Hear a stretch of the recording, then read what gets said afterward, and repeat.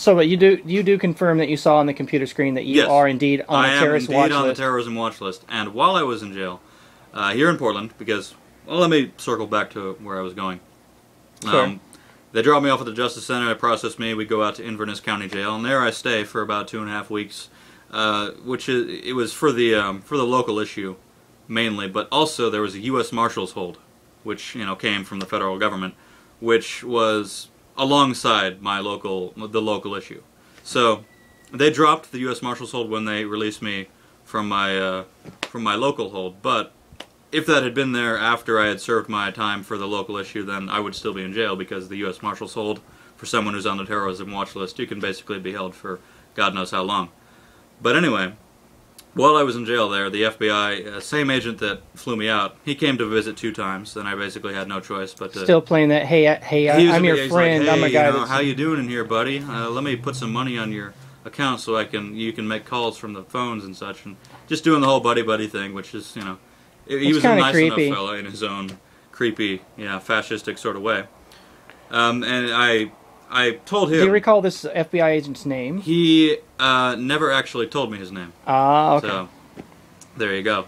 But I didn't, like, speak to him as such, but every now and then, after he'd rambled on for about 10 or 15 minutes, I just felt the need to correct any assumptions he might have. So I said straightforward to him, look, I saw that I'm on the terrorism watch list. I saw this on the dispatch computer. I know that you guys know that you're doing something to me that's much more than this little petty local, you know, whatever.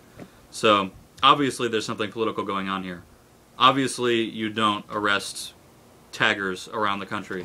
Like he said to me, I worked on the international terrorism desk for like 7 or 8 years. So this guy, he's a serious person. He's from the FBI's terrorism task force. He's not spending his time rounding up taggers across the country. Well, anyone who knows anything about the actual real history of the United States knows that the FBI have been heavily involved in quelling dissent, going back as far as J. Edgar Hoover. They're our KGB. That's what they do. Yeah, I mean, these people, they basically work as a political suppression arm of the U.S. government. Anytime there's like radical politics to suppress, they come out and they do it. When, you know, the country's not particularly agitated, like, you know, say when I grew up in the 90s, there weren't riots in the streets all over the place. So you could look at law enforcement and say, well, oh, they're just, you know, helping people out and doing their jobs. But once you start actually questioning, once you start actually challenging the status quo, that's when they get serious. Right. So there's a good quote about it. Like, if you're a law-abiding citizen and you never question the way things are, you don't have much to worry about. But a society isn't judged by how it treats its assimilated majority. It should be judged by how it treats the people that question it. Because, you know, if you're just a zombie, then obviously you're never going to have a problem with the FBI. But if you're a thinking human being, and if you take part in this movement of thinking human beings, then suddenly there's an issue. So, I don't want to ramble on too much, but basically after getting in, after being held there for 3.5 weeks, they finally just decided to let me go, and I figure at this point they're watching me.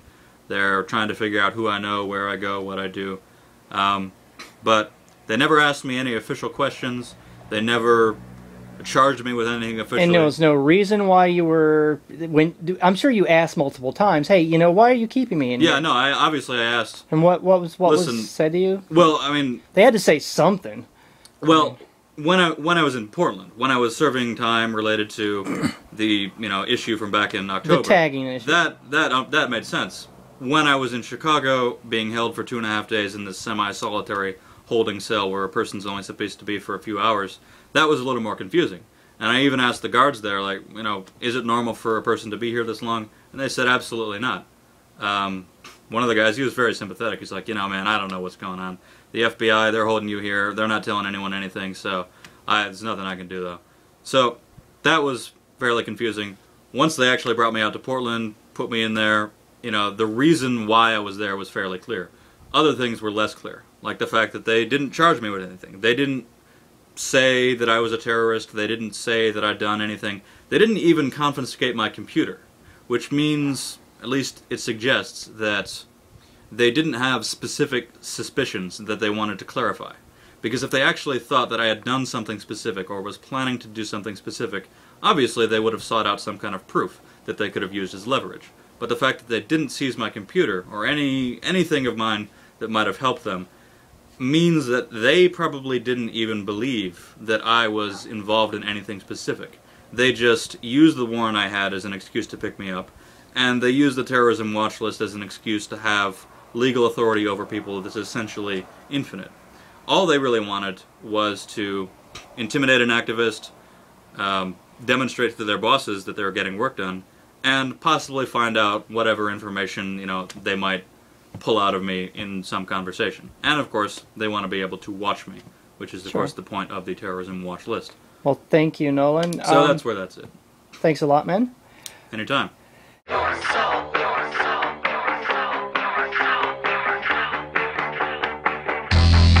Go back to bed, America. Your government is in control again. Here, watch this. Shut up. You are free to do as we tell you.